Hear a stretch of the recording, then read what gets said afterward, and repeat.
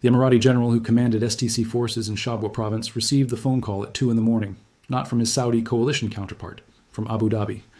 The message was 3 words in Arabic that translate roughly as the support stops. The general understood immediately what it meant and why it was delivered at 2 in the morning rather than through the standard bilateral military coordination channel. 2 in the morning means there is no time to argue and no point in calling anyone at the other end for clarification. The decision is made. The support stops.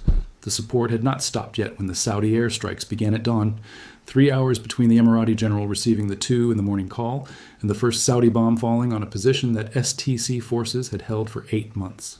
8 months of holding the position that the Saudi UAE coalition had sacrificed specific lives and specific resources to take from Houthi forces, bombed at dawn by Saudi aircraft.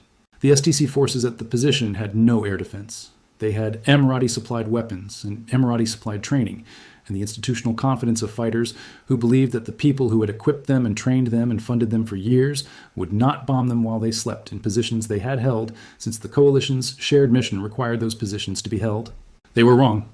By the end of this video, you are going to understand exactly how MBS crushed UAE forces in Yemen, not through a dramatic military campaign, but through the specific combination of intelligence withdrawal, air power redirection, and supply chain severance that converted a coalition partner's military formation into an isolated force without the support it needed to maintain its operational effectiveness. You are going to understand why this specific method of betrayal is more sophisticated and more consequential than any direct military engagement would have been. And you are going to understand. Let us start with what happened before the dawn strikes, because the betrayal was not the strikes. The strikes were the revelation of the betrayal. The betrayal happened in the months before the dawn strikes through the specific withdrawal of the coalition infrastructure that the STC forces depended on without being told the infrastructure was being withdrawn. Saudi intelligence sharing with UAE counterparts on Yemen operations has a specific history. For 6 years, the two countries shared everything: Houthi positions, supply routes, recruitment patterns, weapons caches. The specific intelligence picture that allowed coalition forces on both sides to operate with confidence in their operational environment was built on full intelligence sharing between Saudi and UAE intelligence services that each enhanced the other's picture in the specific ways their respective collection architectures allowed. The intelligence sharing began to degrade 8 months before the dawn strikes. Not suddenly, gradually. Specific intelligence categories stopped flowing through the bilateral channel. Specific source reporting that had been shared began appearing in Saudi operational planning without appearing in UAE operational planning. Specific signals, intelligence about positions in the Shabwa, area that the STC forces controlled, began informing Saudi military assessments without being shared with the STC forces, whose lives depended on knowing what the signals intelligence said about threats to their positions. UAE intelligence analysts who noticed the degradation raised the issue through bilateral channels.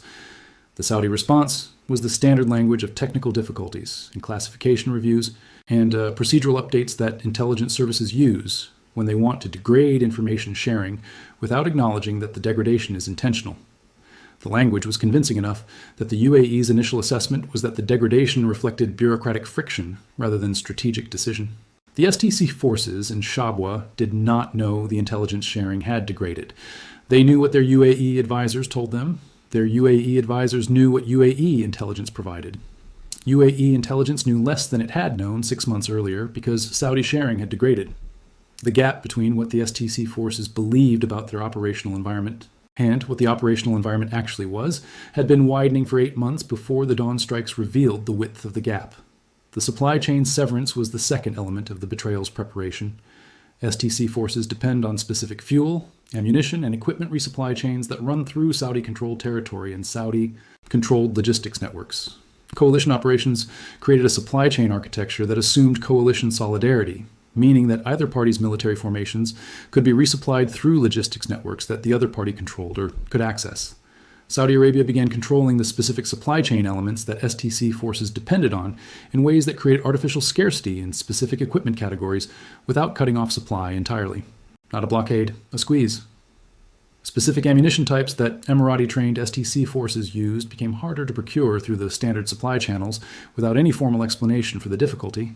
Specific fuel allocations that STC positions required for generator power and vehicle operations began arriving irregularly and in reduced quantities without formal notification that the allocation had changed. The squeeze was gradual enough that UAE forces managing STC supply concluded It reflected the general logistics stress that the broader conflict was creating rather than deliberate supply chain manipulation targeting STC positions specifically. The distinction between general stress and deliberate targeting is exactly the distinction that gradual squeeze is designed to obscure. The STC forces in Shabwa were operating on reduced ammunition stocks and a regular fuel supply when the dawn strikes began, not critically depleted.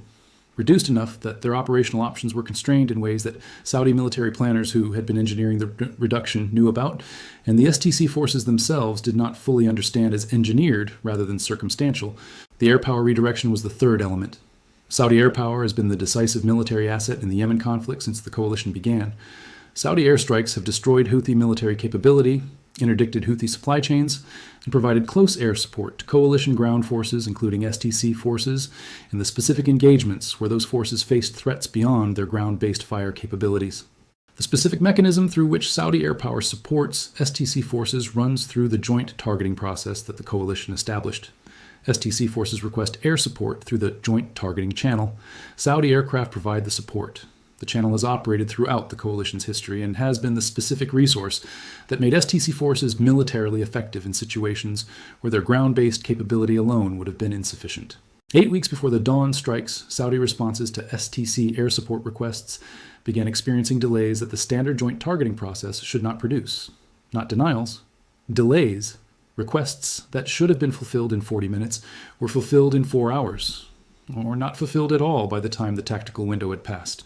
Requests for specific strike packages against positions that threatened STC ground operations were answered with different strike packages that addressed different threats. STC commanders who noticed the delays and mismatches raised the issue through the coalition coordination channels. Saudi responses cited the general operational tempo and the competing demands on Saudi air power from the broader conflict environment. The explanation was plausible enough that the UAE's assessment of the delays remained focused on operational friction rather than strategic decision. By the time the dawn strikes revealed the strategic decision that had been building through 8 months of intelligence degradation, supply chain squeeze, and air support delay, the STC forces in Shabwa were operating in a significantly weakened operational state that their own leadership did not fully understand as engineered weakness. The dawn strikes were designed to hit positions that STC forces could not effectively defend, given the specific combination of intelligence gaps, supply constraints, and air support unavailability that the 8 months of preparation had created. Saudi military planners who knew the specific operational state of STC forces in Shabwa because they had been engineering that state designed strikes that exploited the specific vulnerabilities they had created. This is not the betrayal of a battlefield engagement where one side's tactical mistake creates an opportunity that the other side exploits. This is the betrayal of a partnership where one side used the privileged access that partnership provides, the intelligence sharing, the logistics knowledge, the operational familiarity, to engineer the conditions that made exploitation possible before the exploitation was executed. The STC forces did not fall to a superior opponent. They fell to a former partner who used years of coalition partnership to accumulate the specific knowledge about STC operational dependencies and to use that knowledge to create the specific vulnerabilities that the dawn strikes then revealed. For MBZ watching from Abu Dhabi, the dawn strikes in Shabwa were not a surprise in the sense of being unexpected. The intelligence and the operational signs that had been accumulating for 8 months had been analyzed by UAE intelligence professionals, who had reached conflicting conclusions about whether Saudi Arabia was engineering conditions for betrayal or whether the operational degradations reflected genuine friction. The dawn strikes resolved the ambiguity definitively. Saudi Arabia had been engineering the betrayal for 8 months before executing it. What was surprising to MBZ was the specific scale of the betrayal's planning. 8 months, 3 simultaneous degradation tracks. Intelligence sharing, supply chains, air support responsiveness, each track designed to create specific vulnerabilities while maintaining enough plausibility as operational friction. That UAE intelligence assessment could not conclusively determine the degradation was intentional rather than circumstantial. The sophistication of the 8-month preparation is the dimension of the betrayal that MBZ's subsequent strategic adjustment has been responding to. MBZ's response is not primarily about recovering the specific positions that the dawn strikes targeted. It is about rebuilding the STC's operational independence from Saudi supply chains, Saudi intelligence sharing, and Saudi air support in ways that prevent a future 8-month preparation from creating the same vulnerabilities that the Shabwa strikes exploited. This rebuilding is the specific strategic consequence of the betrayal that will persist long after the specific positions are contested, recovered, lost again, and contested once more in Yemen's ongoing conflict. The STC that emerges from the Shabwa experience will be built on the assumption that Saudi supply chains, Saudi intelligence, and Saudi air power are assets whose withdrawal must be planned for, rather than partnership resources whose continued availability can be assumed. That specific assumption change is what MBS achieved through the Betrayal, not the tactical success of retaking Shabwa. The strategic success of changing how the STC understands its relationship to the coalition infrastructure it depends on, in ways that force the STC toward greater reliance on UAE-only resources rather than coalition-shared resources. A more UAE-dependent STC is a more controllable STC for MBZ's Yemen strategy. A more UAE-dependent STC is also a less coalition-capable military formation that serves Saudi Arabia's Yemen governance objectives, rather than the STC's separation objectives. MBS crushed UAE forces in Yemen not by defeating them militarily, but by engineering the specific dependency vulnerabilities that 8 months of coalition partnership had made visible, and then exploiting those vulnerabilities through the dawn strikes that revealed the betrayal. The 2 in the morning call. The dawn strikes. The intelligence had been degraded for 8 months. The supply chains had been squeezed for 6 months. The air support had been delayed for 8 weeks. The STC forces did not know. The dawn strikes told them. That is how MBS crushed UAE forces in Yemen.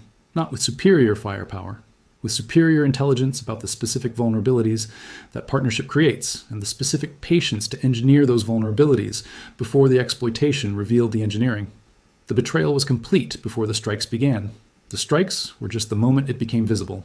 Let us now examine what the specific methodology of the Shabwa betrayal reveals about MBS's operating doctrine for managing the relationships he needs to reconfigure without the political costs of public confrontation. The Shabwa betrayal is not an aberration in MBS's strategic repertoire. It is the specific expression of a doctrine we have seen applied across multiple relationships throughout this conflict period. The doctrine is this: use the privileged access that partnership provides to accumulate knowledge of the partner's dependencies, then use that knowledge to engineer conditions that make the partner's current strategic position unsustainable, then present the partner with the choice between accepting a reconfigured relationship on Saudi terms or experiencing the consequences of having their position become operationally untenable. The doctrine appears in Sudan, where Saudi Arabia used knowledge of UAE RSF relationships, accumulated through coalition intelligence sharing, to position the Jeddah process in ways that disadvantaged UAE RSF positions. It appears in the commercial competition, where Saudi Arabia used knowledge of UAE logistics networks accumulated through GCC partnership to design the new Silk Road southern corridor to bypass UAE hub positions. It appears in the coalition's institutional development, where Saudi Arabia used knowledge of UAE's specific institutional interests accumulated through coalition membership to design governance provisions that advanced Saudi primacy in ways that UAE had not anticipated when it joined the coalition framework. In each case, the knowledge that enables the positioning comes from the partnership that Saudi Arabia is reconfiguring. The partnership provides access. The access provides knowledge. The knowledge enables positioning that reconfigures the partnership on Saudi terms. This is the specific cycle that MBS's doctrine operates through in every relationship that the master plan requires to be reconfigured. The specific Shabwa application of this doctrine is the most militarily direct of its applications, because it involved engineering specific military vulnerabilities rather than just institutional or commercial ones. The military directness reflects the specific urgency that the Yemen competition created. Sudan and the New Silk Road and the coalition institutional competition could be managed through gradual repositioning over extended timelines, because the competitive stakes, while significant, did not have the operational urgency of active military positions that determine who controls specific territory in a conflict that is simultaneously undergoing comprehensive settlement negotiations. Yemen's active military positions are relevant to the Islamabad Comprehensive Settlement's Yemen governance framework in ways that create urgency that other competitive domains do not create. Territory that the STC controls at the moment of comprehensive settlement shapes what the federalization framework looks like operationally rather than just institutionally. MBS needed to reshape the specific territorial control picture in southern Yemen before the comprehensive settlement froze the current territorial situation as the baseline for federalization negotiation. The 8-month preparation for the Shabwa betrayal reflects the specific timeline that MBS calculated was required to create the operational conditions that would allow Saudi air power to be effective against STC positions without the STC being able to defend those positions adequately or call in effective air support of their own. 8 months is a long preparation for a military operation that lasted less than a week in its active phase. But the active phase required the 8 months of preparation to be effective. This ratio of preparation to execution time is the specific indicator of the strategic sophistication that characterizes MBS's relationship management. Long, patient preparation that creates specific conditions. Rapid, decisive execution once the conditions are right. No public acknowledgement of the preparation or the deliberate design of the conditions. For the UAE's strategic assessment, the Shabwa Betrayal's specific methodology has the most direct implications for how the UAE redesigns its military partnerships going forward. The specific vulnerabilities that the 8-month preparation exploited, intelligence dependency, supply chain dependency, and air support dependency, are vulnerabilities that exist in every military formation that depends on coalition infrastructure for its operational effectiveness. The UAE's response to the Shabwa methodology involves a specific capability development program for the STC that reduces each of these 3 dependency categories. Building STC organic intelligence collection capability that does not depend on Saudi sharing to generate the operational picture the STC needs. Building STC organic supply chains through UAE direct logistics networks that do not run through Saudi-controlled territory. Building STC organic fire support capability through the specific Emirati drone technology and artillery capability that can provide close fire support without requiring Saudi air power responsiveness. Each of these capability development programs addresses a specific vulnerability that the Shabwa preparation exploited. Each takes time and resources to build to the level where dependency reduction is operational rather than aspirational. And each creates a different kind of STC, one that is more UAE dependent and less coalition dependent, which is exactly the outcome that MBS's doctrine was designed to produce. Here's the specific irony of the Shabwa betrayal's strategic consequence. MBS's doctrine achieved its intermediate objective of degrading the STC's coalition-dependent operational effectiveness, but its ultimate strategic objective of bringing the STC to a federalization framework that advances Saudi-Yemen governance vision requires the STC to be willing to engage with that framework, rather than to harden against it. A STC that has been betrayed at Shabwa and that is rebuilding its capabilities on the specific assumption that Saudi coalition partnership is unreliable is not a STC that approaches the federalization framework with the confidence in Saudi good faith that MBS's framework requires. The betrayal may have succeeded tactically while creating specific strategic complications for the federalization process. Saudi diplomatic engagement with the UAE following the Shabwa strikes, the specific confidence-building measures we analyzed in the Yemen ultimatum video, reflects Saudi Arabia's recognition that the Shabwa betrayal created specific trust deficits that the federalization framework requires to be addressed. The confidence-building measures are the specific diplomatic tool that Saudi Arabia is using to address the trust deficit that the betrayal created in ways that advance the federalization framework, rather than producing the hardened STC resistance that the betrayal might have generated if left unaddressed. MBS crushed UAE forces in Yemen through the specific methodology of engineering dependency vulnerabilities and exploiting them through dawn strikes. The methodology succeeded in its operational objective of disrupting STC's tactical position. Its strategic objective of advancing federalization requires the subsequent confidence-building diplomacy to address the trust deficit that the methodology created. The Emirati general who received the 2 a.m. call and heard the dawn strikes begin 3 hours later now knows that the coalition infrastructure he depended on was being engineered against his forces for 8 months while he commanded them with confidence in that infrastructure's availability. That knowledge changes the specific operational assumptions that the STC forces he commands will operate with going forward. Changed operational assumptions create changed military formations. Changed military formations create changed negotiating positions. And the negotiations that the Islamabad Comprehensive Settlement requires for Yemen's federalization framework will involve an STC that is more UAE dependent, more suspicious of Saudi good faith, and more likely to require the specific institutional accountability mechanisms that we analyzed in the MBS ultimatum video as the specific accommodations that MBZ secured for the STC's participation in the confidence-building measures. The betrayal happened. Its operational consequences are real. Its strategic consequences are complex. And Yemen's future governance framework will be shaped by the specific combination of the betrayal's operational outcome and the trust deficit repair that the subsequent diplomacy must achieve. MBS crushed UAE forces in Yemen. The crushing was engineered over 8 months and executed in dawn strikes that the STC forces could not effectively resist. The strategic objective the crushing was supposed to serve requires the subsequent diplomatic trust repair that the crushing created the necessity for. And the Yemen that emerges from the betrayal and the trust repair combined will reflect the specific combination of Saudi tactical success and diplomatic complexity that MBS's methodology produces. The 2 a.m. call, the dawn strikes, the 8 months of preparation that neither the call nor the strikes mentioned.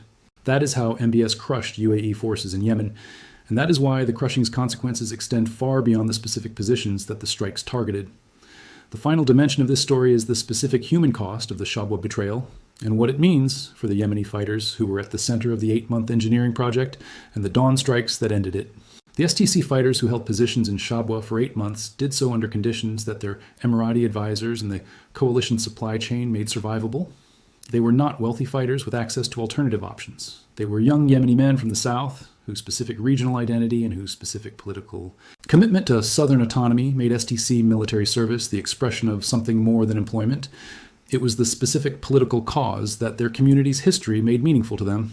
Those fighters held their positions for 8 months without knowing that the intelligence that should have been informing their operational situation was being degraded, without knowing that the ammunition stocks they depended on were being squeezed, without knowing that the air support they expected would be delayed or unavailable when they needed it most. They held positions they had been told were part of a coalition mission with the specific operational confidence that coalition support justified. The dawn strikes did not discriminate between the STC military leadership, whose strategic decisions are the appropriate subject of the political analysis above, and the rank-and-file fighters whose commitment was to a political cause rather than to a political calculation.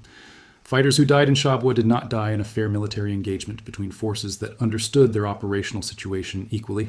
They died in an engagement that had been engineered against them for 8 months by a party that their leadership had trusted as a coalition partner. That is the specific human dimension of the betrayal that the political and strategic analysis does not adequately capture. The engineering of dependency, vulnerabilities, and the exploitation through dawn strikes is strategically sophisticated as political analysis describes it and humanly devastating as the fighters who experienced it understand it. The Yemeni conflict has produced more humanitarian suffering than most of the international community's attention has adequately acknowledged. The specific betrayal of Shabwa adds one more layer to that suffering in ways that the political convenience of the Saudi-UAE bilateral framework makes easy to obscure in strategic analysis and impossible to ignore in human terms. MBS crushed UAE forces in Yemen. The crushing was engineered and executed with specific strategic sophistication. The human cost of the engineering and the execution was borne by fighters who held positions in good faith that the coalition's betrayal revealed to be misplaced. Both the strategic sophistication and the human cost are part of the same story. Understanding only one of them misses what the betrayal was. The 2 a.m. call told the Emirati general the support stops. The dawn strikes told the fighters holding the positions what the support stopping meant when they were in those positions and the strikes began. Both the call and the strikes were the conclusion of 8 months of engineering that the fighters did not know was happening and that their commanders did not fully understand until the dawn made the understanding unavoidable. That is the Shabwa betrayal. That is how MBS crushed UAE forces in Yemen, not with superior numbers or superior weapons, with superior knowledge of the specific vulnerabilities that partnership creates, and with the specific patience to engineer those vulnerabilities before the exploitation revealed the engineering. And that is why the comprehensive settlement that the Islamabad process is building needs to include the specific Yemen governance framework that makes the next 8 months of engineering unnecessary, and the next dawn strikes avoidable for the Yemeni fighters whose political faith holds positions that political calculations are built around. Shabwa is a place on a map. The betrayal that happened there is a lesson in how MBS operates when the strategic objective requires reconfiguring a relationship that the other party believes is still a functioning partnership. 8 months of preparation that looked like operational friction. Dawn strikes that revealed the preparation, confidence-building measures that addressed the trust deficit the preparation created, and a comprehensive settlement framework that the Islamabad process is building to make the next Shabwa unnecessary. That is the full arc of what MBS crushed UAE forces in Yemen means, not just the tactical military event, the complete strategic methodology that the tactical event expressed, and the specific human cost that the methodology's execution imposed on fighters who held positions in the political faith that the methodology's engineering had made operationally untenable before the dawn revealed what their coalition partner had been building against them,